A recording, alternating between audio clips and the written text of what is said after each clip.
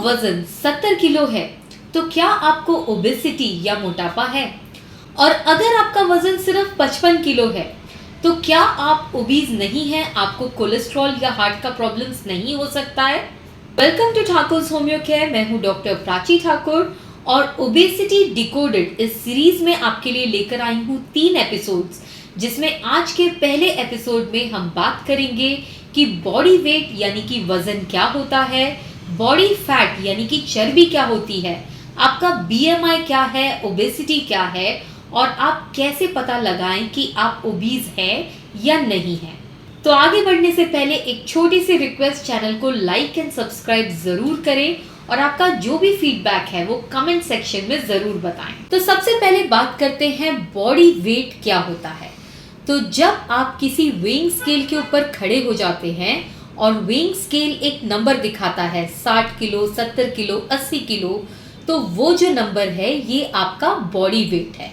अब body weight total weight होता है जिसमें आपकी हड्डियों का वजन, आपकी मांसपेशियों यानी मसल्स का वजन, आपके शरीर में जो पानी है उसका वजन, आपके शरीर का फैट यानी चर्बी का वजन और ऑर्गन्स का वजन, ये सब मिलाकर वो दिखाता है। जनरली आपने देखा होगा बस यही वजन देखकर हम अंदाजा लगा लेते हैं कि हम मोटे हैं या पतले हैं। तो अगर मेरा वजन 70-80 किलो है यानी कि मेरा वजन बढ़ रहा है, मैं मोटी हो रही हूँ, और अगर ये घट रहा है तो मैं पतली हो रही हूँ यानी मोटापा मेरा घट रहा है। लेकिन एक्चुअली ऐसा नहीं होता है। मान लीजिए 2 इंसान हैं, ए और बी, और दोनों का वजन अगर 70 किलो है तो हो सकता है जो पहला पर्सन है ए, उसकी बॉडी में मसल्स ज़्यादा हैं क्योंकि वो जिम जाता है और इसीलिए उसका वजन 70 किलो है, जो कि हेल्दी है और ऐसे को कोई भी ओबेसिटी से रिलेटेड प्रॉब्लम्स नहीं होंगी। जबकि अगर मैं बात करूं पर्सन बी की, इसका वजन भी देखने में 70 ही किलो है, लेकिन हो सकता है कि इसका मसल वेट कम है और फैट परसेंटेज इसमें बहुत ज़्यादा है। तो पर्सन बी को हार्ट प्रॉब्लम्स और डायबिटीज़ और ये सारा ओबेसिटी से होने वाली प्रॉब्लम्स होने के चांसेस ज़्यादा हैं, रिस्क ज़्यादा हैं। तो वज़न अकेला काफ़ी नहीं होता है। जब आप बॉडी वेट देखते हैं तो बॉडी वेट आपके टोटल वेट को बताता है, जिसमें सब इंक्लूडेड होता है। तो आप ओबीज हैं या नहीं हैं, इसे फाइंड आउट करने के लिए या पता लगाने के लिए सिर्फ वज़न करना ये काफ़ी नहीं है। तो अब बात करते हैं बॉडी फैट क्या होता है। फैट को हम सब ने विलन बना रखा है। कोई भी चीज़ जिसमें फैट है वो हमारे लिए हानिकारक है। हर जगह आप देखेंगे आजकल नए नए पैकेट चिप्स बिस्किट के 0% फैट, 0% फैट। फैट इतना भी बुरा नहीं है। फैट हमारी बॉडी के लिए बहुत ज़रूरी होता है। फैट हमारी बॉडी में कई तरह के हार्मोन्स बनाता है जो हमारे लिए ज़रूरी है।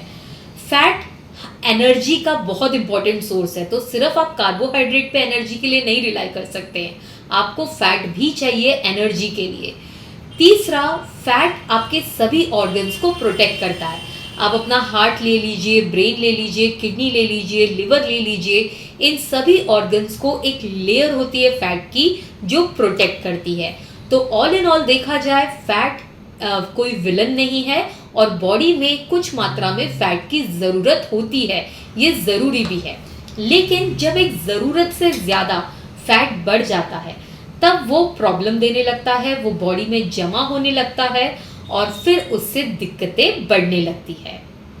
तो बॉडी वेट और बॉडी फैट के अलावा तीसरा पैरामीटर है बीएमआई का। बीएमआई एक्चुअली एक रेशियो होता है जो आपके हाइट और वेट के अकॉर्डिंगली ये बताता है कि आपका वेट ठीक है या आप अंडरवेट हैं या फिर आप ओवरवेट या ओबीज हैं, राइट। आप आजकल इसे बड़ी आसानी से कैलकुलेट कर सकते हैं चैट जीपीटी या गूगल पे डालकर। अदरवाइज जो स्क्रीन पे फॉर्मूला दिख रहा है, इस फॉर्मूला के थ्रू भी आप अपना पता लगा सकते हैं कि आपका बीएमआई कितना है।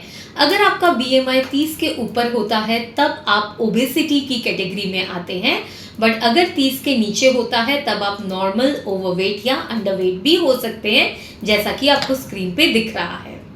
तो बॉडी वेट, बॉडी फैट और बीएमआई डिस्कस करने के बाद एक और चीज़ जो बहुत ज़रूरी होती है वो है आपका कमर का घेरा यानी कि आपका वेस्ट सरकमफेरेंस। इन 3 चीज़ के साथ आपको ये चौथी चीज़ भी ज़रूर देखनी चाहिए। अगर आप इंची टेप लेकर अपना वेस्ट सरकमफ्रेंस चेक करेंगे तो पुरुषों में यानी कि मेल्स में ये 37 इंचेस के आसपास होना चाहिए, और अगर हम बात करें महिलाओं की तो ये 32 इंच के आसपास होना चाहिए। मेल्स में 37 से जितना ज़्यादा ऊपर होगा या फीमेल्स में 32 इंच से जितना ऊपर हमारे कमर का घेरा होगा, उतना ज़्यादा बॉडी फैट हमारे अंदर होता है और उतना ज़्यादा हम रिस्क फैक्टर पे रहते हैं, यानी उतना ज़्यादा हमको ओबेसिटी रिलेटेड प्रॉब्लम्स होने के चांसेस होते हैं। तो just to summarize, obesity decoded इसके एपिसोड 1 में हमने क्या जाना? हमने ये जाना कि वज़न चेक करना यानी अपना वेट चेक करना वेइंग स्केल पे, ये अकेले काफ़ी नहीं होता है इस बात का अंदाज़ा लगाने के लिए कि आप ओबीज है या नहीं है। तो क्या क्या आपको चेक करना है? नंबर 1, अपना वेट तो 100% चेक करना है। आपको अपना बीएमआई चेक करना है। बॉडी फैट के लिए आपको अपना वेस्ट सरकमफरेंस भी चेक करना है। जब ये तीनों चीज़ें आप चेक करते हैं तो आपको कंफर्म हो जाता है या आसानी से आपको अंदाज़ा लग जाता है कि आप ओवरवेट हैं, ओबीज है या कौन सी स्टेज पे हैं। इसी के साथ आज का ये एपिसोड मैं एंड करती हूँ। आई होप आपके भर भर के कमेंट्स आएंगे फीडबैक के साथ कि आपको ये कैसा लगा, और कोई सजेशन है, कोई आप और कोई सीरीज़ चाहते हैं तो आप बिल्कुल बता सकते हैं।